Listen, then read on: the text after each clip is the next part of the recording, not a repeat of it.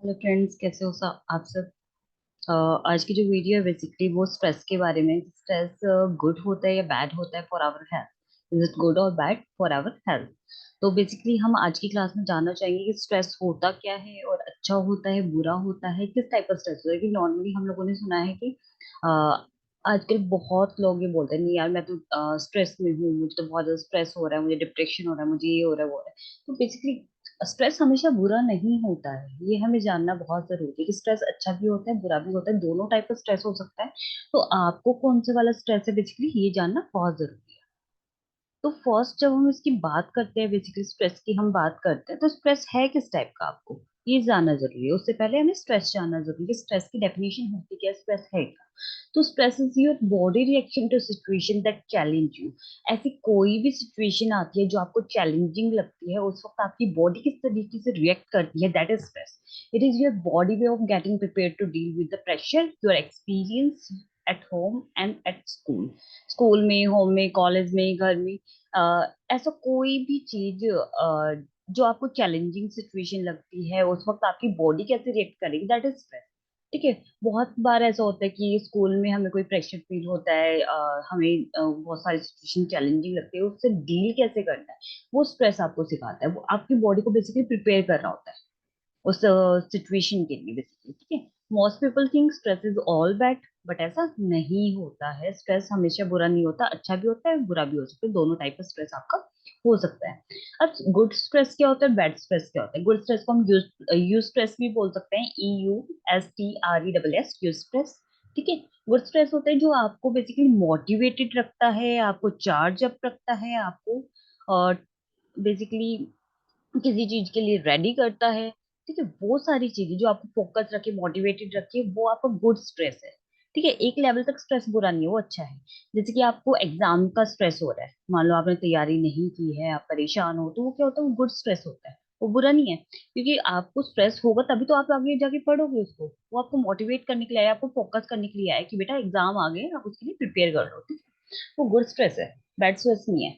लेकिन वहीं पे आपको स्ट्रेस इतना ज्यादा हो रहा है कि आप प्रॉपर नींद नहीं ले पा रहे, जो 6-8 घंटे की नींद होती है वो आप नहीं ले पा रहे, डेली रूटीन वर्क नहीं कर पा रहे हैं, उसके अलावा आप डेली की टास्क करने में आपको प्रॉब्लम हो रही है, आपकी फिजिकल हेल्थ सफर कर रही है, मेंटल हेल्थ सफर कर रही है उसकी वजह से, देन वो बैड स्ट्रेस है।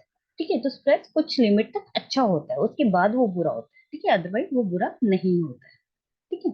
अब जैसे कि बहुत सारे कॉजेस हो सकते हैं, जैसे कि आप इस स्लाइड में देख सकते हो, काफी सारे कॉजेस हैं जो कि आपको स्ट्रेस दे सकते हैं। ठीक है। अब वो कॉजेस क्या क्या हो सकते हैं, जैसे फर्स्ट आप देख सकते हो यहाँ पे एक एम्प्लॉय है बेसिकली जो फोन पे बात कर रही है और उसकी फाइल्स पे फाइल इकट्ठी हो जा रही है, बार बार ये भी फोन बज रहा है वो भी फोन बज रहा है।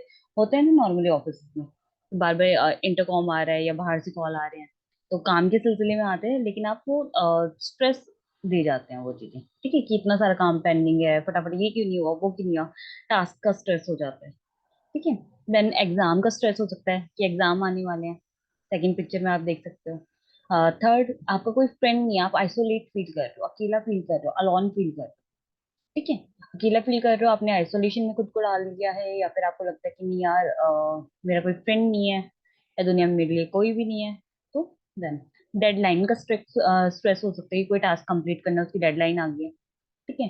फाइनेंस का स्ट्रेस हो सकता है कि आपके बहुत सारे लोन्स पेंडिंग पड़े हैं, कार लोन, होम लोन। ठीक है। काफी सारे स्ट्रेस हो सकते हैं। फाइट का स्ट्रेस हो सकता है कि आप पे कोई चिल्ला रहा है, कंप्लेन कर रहा है आपसे कोई। ठीक है। उस चीज का स्ट्रेस हो सकता है, चाहे वो बॉस भी हो सकता है, वाइफ भी हो सकती है, कोई स्पाउस भी हो सकता है। ठीक है। कोई भी हो सकता है। हॉस्पिटल का स्ट्रेस भी आ सकता है कि आप हॉस्पिटल गए और आपको प्रॉब्लम आ रही है, डायग्नोज नहीं हो रही है क्या डिजीज है, उस वक्त भी स्ट्रेस हो जाते हैं कई बार। ठीक है। Will work for food. ठीक है। क्या मुझे काम करना चाहिए, खाने के लिए मैं क्या करूं। ठीक है। वो सारी चीजें, उनका भी स्ट्रेस हो सकता है। खाने के लिए कुछ नहीं है उसका स्ट्रेस हो सकता है, काम नहीं है उसका भी स्ट्रेस हो सकता है। ठीक है। इसके अलावा काफी सारे स्ट्रेस हमारे हो सकते हैं जो डेली टास्क हम करते हैं, उसमें डेली लाइफ में हमारे काफी सारे कॉजेस हो सकते हैं स्ट्रेस के, बहुत सारे हो सकते हैं। मैरिज का भी हो सकता है और भी हो सकते हैं। तो different different cases, different different stress. ठीक है। नेक्स्ट हम इसके अंदर जो बात करेंगे वो हम बात करते हैं बेसिकली आपकी कि सिम्टम्स क्या क्या हो सकते हैं स्ट्रेस के। ठीक है, सिम्टम्स क्या क्या हो सकते हैं वो हमें देखना पड़ेगा कि हम कब बोल सकते हैं कि कोई स्ट्रेस बैड है आपके लिए। तो अगर आपको हेडेक हो रहा है, मतलब कुछ लिमिट तक स्ट्रेस हो रहा था, कोई दिक्कत नहीं, लेकिन उसके बाद स्ट्रेस इतना बढ़ गया है कि अब आपको हेडेक होना स्टार्ट हो गया है, नेक या शोल्डर पेन आपको हो रहा है, चेस्ट पेन हो रहा है, चेस्ट टाइट फील हो रही है, एक्की फील हो रही है बैक आपकी, बैक में पेन होना स्टार्ट हो गया, डायरिया आपको हो सकता है। कई बार आपने देखा होगा कि बहुत सारे लोग का मतलब पेट खराब हो जाता है, स्टमक इन्फेक्शन हो जाता है, तो डायरिया का केस हो सकता है, स्टमक क्रैम्प्स आ सकते हैं। स्टमक क्रैम्प वाला भी एक इशू हो सकता है कि स्ट्रेस की वजह से। कई बार हो सकता है कि फेस पे आपको हॉट फ्लैशेस फील होते हैं, या फिर कई बार कोल्ड फ्लैशेस भी फील होते हैं। रिंगिंग इन ईयर, वो भी हो सकता है। कई बार ये होता है ना कि हाँ, कान बज रहे हैं बार बार, मतलब आपको स्ट्रेस हो जाता है कि हाँ एक इंसान बार बार बुला रहा है या बॉस बार बार बुला रहा है, बार बार कान बजते रहते हैं। नॉर्मल लैंग्वेज में हम ये बोलते हैं। ग्रिन टीथ हो सकता है। कई बार होता है स्ट्रेस के कारण हमारे दांत कटकटाने लग जाते हैं, इस टाइप से भी होता है। कोल्ड या स्वेटी हैंड हो सकते हैं, रैपिड हार्ट बीट हो सकती है, टाइट एंड एक्की स्टमक हो सकता है। ठीक है, शेकी लेग्स, कई बार देखोगे कोई टास्क करते वक्त या मान लो किसी को हाइट का फोबिया होता है, लिप का फोबिया, तो वहां पे ना उनकी लेग्स जो है शेक होना स्टार्ट हो जाती है। ठीक है, तो ये सारे आपके सिम्टम्स हो सकते हैं बैड स्ट्रेस के। ठीक है, जब आपने बहुत ज्यादा ओवरलोड कर लिया स्ट्रेस को, अपने ऊपर बहुत ज्यादा हावी होने दिया। ठीक है, तो ये सारे सिम्टम्स हो सकते हैं स्ट्रेस के। अब इसके बाद है ना, मैं आपके साथ एक वर्कशीट शेयर कर रही हूँ बेसिकली, जिससे आपको ये फायदा हो जाएगा कि आपकी लाइफ में अगर स्ट्रेस आता है तो उसको पहचानना कैसे है, उससे आपने एडजस्ट कैसे करना है, कैसे पता लगाएं कि वो गुड है बैड है। ठीक है, वैसे काफी हद तक आपको अंदाजा हो गया होगा कि वर्कशीट है। किसी को चाहिए तो वो पर्सनली मुझे कमेंट भी कर सकते हैं, मेरे को व्हाट्सअप कर सकते हैं, मैं उनको सेंड भी कर दूंगी, मेरे पास है ये स्ट्रेस वर्कशीट है। कि सबसे पहले इसमें लिखा हुआ है कि यूस्ट्रेस या डिस्ट्रेस क्या होता है। डिस्ट्रेस होता है बैड स्ट्रेस, और यूस्ट्रेस होता है जो आपको पॉजिटिव स्ट्रेस, जो आपको बेसिकली किसी भी सिचुएशन के लिए प्रिपेयर करता है, आपको मोटिवेट करता है, आपको फोकस रखता है। कि कई बार होती है किसी गेम को जीतने की हमारे अंदर एक्साइटमेंट होती है, वो कहीं ना कहीं स्ट्रेस भी होता है कि उसको हमने जीतना कैसे है, बेटर से बेटर करना है, अच्छा करना है उसमें। ठीक है, डिस्ट्रेस होता है जो आपका नेगेटिव स्ट्रेस होता है, बैड स्ट्रेस जो कि आपकी बॉडी के लिए हार्मफुल होता है। ठीक है, अब उसको रिव्यू करना है बेसिकली आपने, अपने स्ट्रेस डायरी को रिव्यू करना है, पहचानना है कि यो स्ट्रेस क्या होता है, डिस्ट्रेस क्या होता है, क्या क्या इसके सिम्टम्स हो सकते हैं, कैसे आइडेंटिफाई करोगे। जैसे आपकी लाइफ में अगर एग्जाम आ रहा है, एग्जाम को लेकर अगर आप फोकस हो, उसके लिए प्रिपेयर करने बैठ गए क्योंकि आपको टेंशन है कि हाँ मेरा एग्जाम आने वाला है, तो यो स्ट्रेस है। लेकिन वही आपका डिस्ट्रेस में चेंज हो सकता है अगर आप बहुत ज्यादा टेंशन उसकी ले लो, हेडेक होना स्टार्ट हो जाए, आपकी लेग शेक करने स्टार्ट हो जाए, आपके हाथों में पसीना आना स्टार्ट हो जाए, जैसे मैंने कॉजेज बताए थे स्ट्रेस के, वो कुछ होना वो सारे कॉजेज अगर होना स्टार्ट हो जाए, ये सारे कॉजेज अगर होना स्टार्ट हो जाए, तो आपको बेड स्ट्रेस हो गया। ठीक है, तो आप पहचान के ये डिस्ट्रेस है। जो स्ट्रेस है जब तक वो अच्छा है आपके लिए। From your stress diary list identify stressor and the physical and mental symptom. अब आपने नेक्स्ट काम क्या करना है, अपनी स्ट्रेस डायरी लिस्ट में से ये उठाना है और ये पहचानना है कि आपके कौन से स्ट्रेस हैं बेसिकली जो आपको फिजिकली या मेंटली रूप से परेशान कर रहे हैं। ठीक है, एग्जाम का स्ट्रेस हो सकता है, किसी फैमिली सिचुएशन हो सकती है, कोई पर्सन हो सकता है जो आपको ट्रिगर कर रहा हो, या फिर कोई किसी की डेथ हो सकती है, किसी का सेपरेशन हो सकता है, कोई इंसिडेंट आपकी लाइफ में ऐसा हुआ है, या फिर कोई चैलेंजिंग सिचुएशन आई है। तो पहचाने कि वो फिजिकली आपको तोड़ रही है, मेंटली तोड़ रही है, किस तरीके से, मतलब इसके सिम्टम्स आपकी बॉडी में दिखाई दे रहे हैं। ठीक है, मेंटली या फिजिकली। मेंटली हो सकता है कि आप ठीक से डिसीजन ना ले पाओ, राइट रॉन्ग डिसीजन ना ले पाओ, मुझे क्या करना है इस सिचुएशन में वो ना समझ पाओ। और फिजिकल हो सकता है कि आप उसकी वजह से आपको हेडेक हो रहा है, या फिर आपकी बॉडी टाइट फील हो रही है, आपको बैक पेन हो रहा है, या स्वेटिंग हो रही है, वो सारे फिजिकल सिम्टम है। ठीक है, वो सारे आपने स्ट्रेसर लिखना है कि कौन कौन से स्ट्रेस आ रहे हैं। देन रिव्यू करना है, उनको आइडेंटिफाई करना है एरिया जो कि आपको बहुत ज्यादा मतलब कि परेशान कर रहा है, उस एरिया को आपने आइडेंटिफाई करना है। देन फोर्थ पॉइंट में आपके many stress can be change. बहुत सारे स्ट्रेस ऐसे होते हैं, डिस्ट्रेस ऐसे होते हैं जिसको हम मिनिमाइज कर सकते हैं, कम कर सकते हैं, या एलिमिनेट कर सकते हैं अपनी लाइफ से, उनको खत्म कर सकते हैं। अब खत्म कैसे किया जाएगा, एक्सरसाइज के थ्रू आप कर सकते हो, डेली एक्सरसाइज कर सकते हो, रिलैक्सेशन टेक्निक आप प्रैक्टिस कर सकते हो। बहुत सारी रिलैक्सेशन टेक्निक है, काउंटिंग बैकवर्ड्स है, ब्रीदिंग इन एंड आउट है, मेडिटेशन है। तो बहुत सारी चीजें होती है आपकी एक्सरसाइज में, काफी सारी एक्सरसाइज आप कर सकते हो।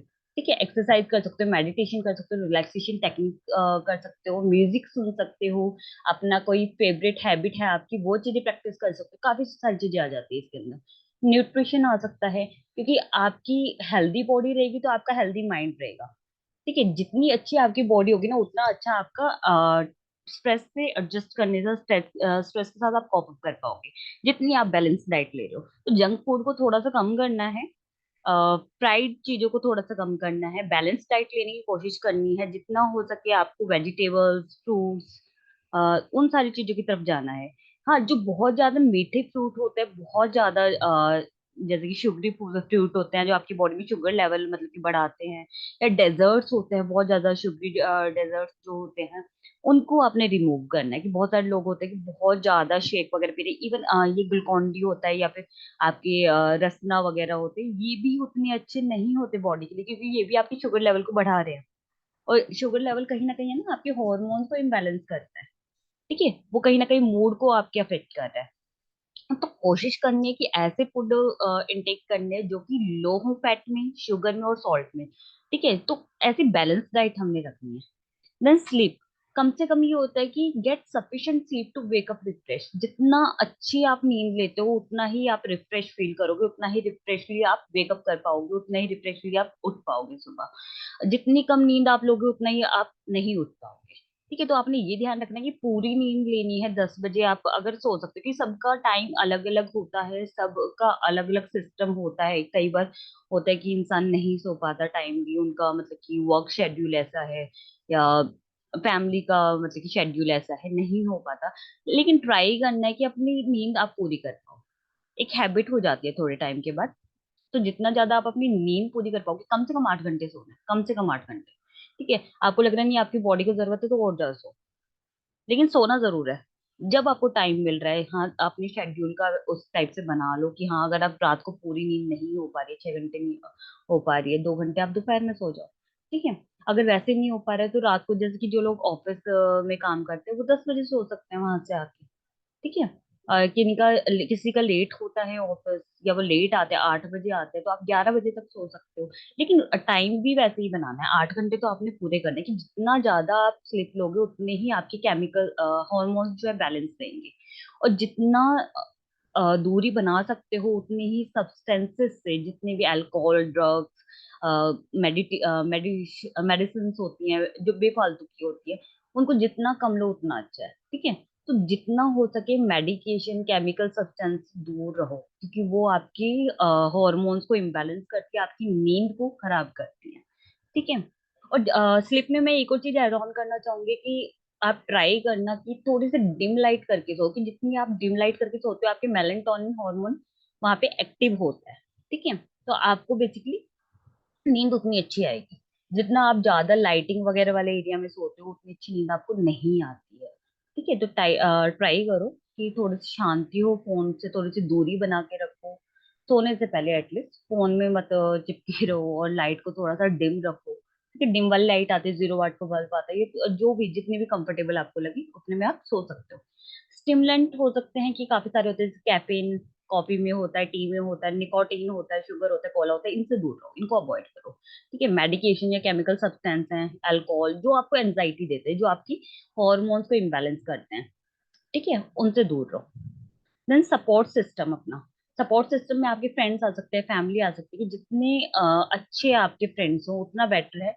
चाहे 100 फ्रेंड ना हो, 50 ना हो, 4 ना हो, एक फ्रेंड हो आपका, लेकिन ऐसे एक फ्रेंड होना जरूरी है जिसके साथ आप अपने पर्सनल मेंटल मैटर्स शेयर कर सको। कि अगर आपका सपोर्ट सिस्टम होता है जिसके साथ आप शेयर कर पाते हो, तो आधी हीलिंग वहीं पे हो जाती है, आधा आपका स्ट्रेस निकल जाता है, वहां पे खत्म हो जाता है।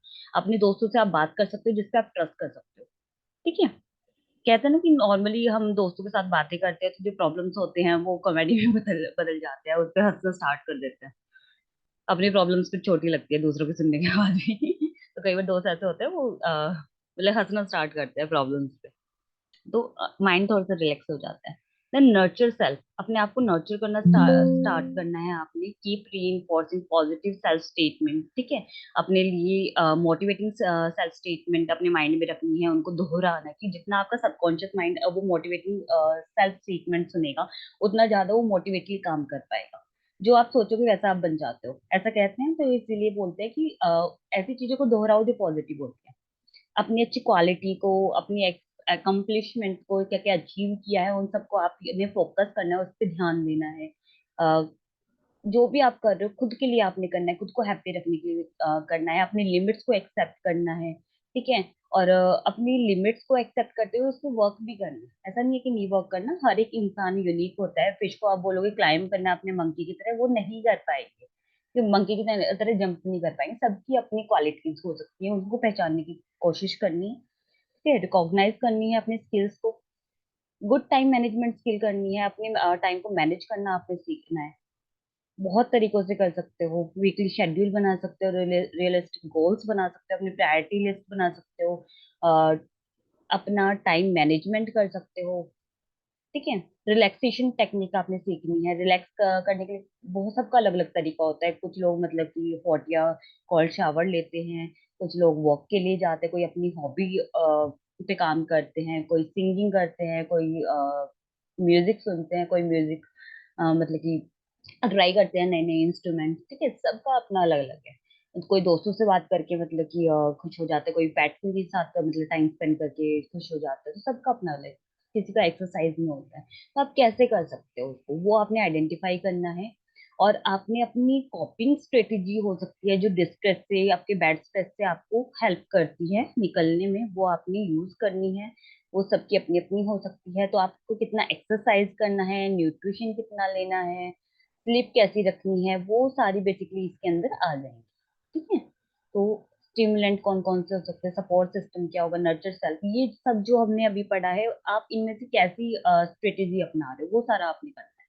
ठीक है। तो इसको जब भी आप बैड स्ट्रेस से डील करते हो तो इसको फिल करने की कोशिश करना और देखना ये वर्क करता है बेसिकली।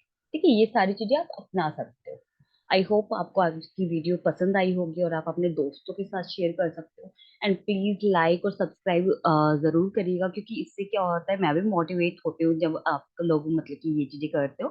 तो मुझे मोटिवेशन मिलती है नई नई वीडियोस बनाने की, नई नई कॉन्सेप्ट आपके साथ शेयर करने की, आपको हेल्प करने की। तो प्लीज करते रहना। ध्यान रखिएगा अपना। Thank you.